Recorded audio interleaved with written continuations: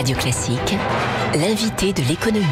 7h20 sur Radio Classique, c'est donc le nouveau patron du groupe Adecco en France qui est avec nous ce matin. Bonjour Christophe Catoir. Bonjour. On connaîtra en fin de journée les chiffres du chômage pour le mois d'août, après une légère décrue en juillet, très légère. Quelle est votre perception, vous, chez Adecco, du marché de l'emploi aujourd'hui en France ? Alors, le marché de l'emploi, clairement, est rentré dans une phase de stabilisation. Ça fait maintenant un bon nombre de trimestres où clairement chaque mois est plus compliqué que le précédent. On a noté une stabilisation au niveau de l'emploi intérimaire fin d'année dernière.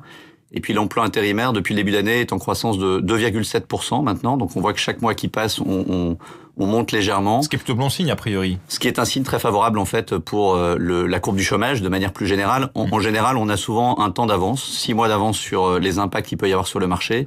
Et la rentrée de septembre confirme un rebond qui n'est pas violent, mais qui est malgré tout plus important que ce qu'on connaissait sur le deuxième trimestre. Donc on est plutôt optimiste sur l'évolution du chômage probablement d'ici la fin d'année. Dans les missions d'intérim que vous confiez aux personnes qui s'adressent à vous, est-ce qu'il y a des secteurs particulièrement dynamiques ? Parce que le BTP, par exemple, qui est un gros pourvoyeur de contrats, est toujours en convalescence apparemment. Exactement. En fait, il y a beaucoup de nuances derrière cette évolution plus favorable maintenant. On a clairement un secteur qui est à la traîne, qui souffre encore beaucoup, c'est la construction en France, où juste pour donner les informations sur le secteur intérimaire, le BTP est encore à moins 8% en termes d'évolution d'une année sur l'autre. Donc on revient de moins 15, moins 20, donc c'est plus favorable, mais la pente est quand même toujours négative. A contrario, on a des secteurs très dynamiques, au premier rang desquels les secteurs du commerce de détail, commerce de façon générale. Tout ce qui est vente. Voilà, tout ce qui est lié à la vente, plus 16% quand même, donc là ça devient des croissances sérieuses. Et puis deux secteurs qui sont traditionnellement en avance sur les cycles économiques, le transport et la logistique, qui eux-mêmes s'inscrivent sur des progressions à 6-7%. La bonne nouvelle de la rentrée de septembre, c'est l'industrie, qui restait à plus 1, plus 2 sur le premier semestre et qui semble commencer à émerger maintenant sur des terrains plus favorables. Et on le sait, dans nos métiers, nous sommes très exposés aux métiers de l'industrie. Bon, quelques bonnes nouvelles tout de même ce matin dans ce contexte de chômage qui reste notamment difficile pour les jeunes. C'est l'une des plaies en France. Et vous annoncez justement ce matin la création, c'est une première, d'une école dédiée à l'alternance. En quoi ça consiste ? Alors, la motivation, vous l'avez cité, c'est on a un chômage des jeunes où 23,6% de taux de chômage sur les jeunes. On ne peut pas être observateur, il faut être acteur.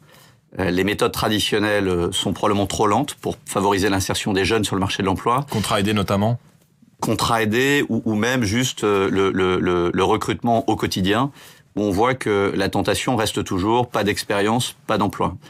Et donc, pour lutter contre cela, on a voulu être pragmatique. Ça fait plus d'une trentaine d'années qu'on développe les métiers de l'alternance au sein de la profession. On en est d'ailleurs le leader en France. Nos collègues allemands, nos collègues d'Europe du Nord nous confirment que c'est aussi le mode d'intégration sur le marché de l'emploi qu'ils ont favorisé. L'Allemagne a un taux de chômage des jeunes à 8% aujourd'hui. Et clairement, on a voulu faire bouger les lignes en fédérant autour de nous, sur 15 filières métiers, un certain nombre d'acteurs qui sont à la fois les acteurs de la formation et les entreprises, de façon à pouvoir se mobiliser sur des métiers dont on pense qu'il y a des opportunités. Il faut juste créer les qualifications et compétences en face. L'idée de l'alternance, pour être clair, c'est d'alterner justement entre l'école et l'entreprise pour se former progressivement et être employable plus facilement. Voilà. La finalité est la même qu'une formation traditionnelle. Vous obtenez une qualification ou un diplôme, donc qui génère l'employabilité. Par contre, vous le faites en ayant la capacité d'être dans le circuit de l'entreprise très rapidement et finalement d'éprouver ce que vous apprenez chaque jour et donc finalement vous rapprocher monde de l'éducation et monde de l'entreprise. C'est bien la vocation de l'alternance. On parle des jeunes, mais quel public est ciblé concrètement ? Sur l'alternance, on a clairement un public jeune de moins de 26 ans. Il n'est pas exclusif, on peut tout à fait faire de l'alternance au-delà de 26 ans. Néanmoins, en facteur d'insertion, quand vous n'avez pas d'expérience et pas de qualification, c'est une excellente façon de vous en doter en sortant d'un circuit scolaire traditionnel qui parfois n'amène pas à faciliter l'intégration sur le marché et ne donne pas de confiance à un employeur qui se dit sans expérience, il y a toujours un doute. Ce qui est très français. Ce qui est très français. Et c'est très français. En Angleterre, par exemple, c'est moins le cas. Exactement. La question, c'est le droit du travail, en fait, qui justifie d'avoir un peu plus de flexibilité en Angleterre et donc on donne plus facilement sa chance.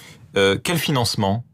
pour ce système d'alternance donc qui mettra en relation des entreprises et des centres de formation? Alors la bonne nouvelle, c'est que un des freins à l'alternance en France, qui baisse depuis 2 ans, le nombre d'alternants en France, c'est clairement les financements. Dans ce programme, un de nos objectifs et une des valeurs ajoutées, c'est de pouvoir apporter nos financements, à la fois ceux qu'on utilise aujourd'hui pour déjà les 1500 alternants que l'on forme chaque année, puisqu'on a déjà ce socle-là dans nos développements, mais également de l'investissement que l'on va poser sur la table de façon à pouvoir investir sur cette formation et faire en sorte que côté entreprise, le financement ne soit pas un frein, au même titre que le recrutement ne soit pas un frein, qui est un autre sujet où beaucoup d'entreprises freinent sur l'idée de dire difficile d'évaluer une personne qui n'a pas de référence professionnelle. Et donc à ce titre-là, on va aider les entreprises sur un recrutement, non pas sur la compétence qui va être acquise par la formation, mais sur la motivation d'une part, et sur le potentiel du candidat. Et là, on est sur des méthodes de recrutement originales. Il y a un chiffre que le MEDEF publie ce matin, 42 000 postes non pourvus sur les 6 premiers mois de l'année 2015, faute de trouver le bon candidat. Ça paraît quand même incroyable avec 3 millions de chômeurs. Et pourtant, c'est la réalité. On estime aujourd'hui en France que 400 000 postes ne sont pas pourvus chaque année, ce qui est énorme. Et alors, vous avez plusieurs filières, mais ça rentre d'ailleurs dans cet objectif de l'école de l'alternance. Vous avez des filières peu attractives, donc c'est un vrai sujet de les valoriser. Donc parmi les filières que l'on a retenues, certaines, on va faire un effort de communication, de pédagogie, parce qu'elles ne sont pas assez connues. On va parler de métiers de conducteur de ligne en industrie, de monteur câbleur en aéronautique, sur lequel, quand vous avez cette compétence en main, votre carrière professionnelle est écrite, en bonne partie, en tout cas le début. Vous avez des métiers sur lesquels on parle d'insertion économique, c'est-à-dire là, clairement, il faut mettre le pied à l'étrier. En fait, vous avez des métiers nouveaux également, et l'alternance répond à ces 3 dimensions. Merci Christophe Catoire d'avoir été avec nous ce matin, le patron du groupe Adecco en France, invité de l'économie de Radio Classique.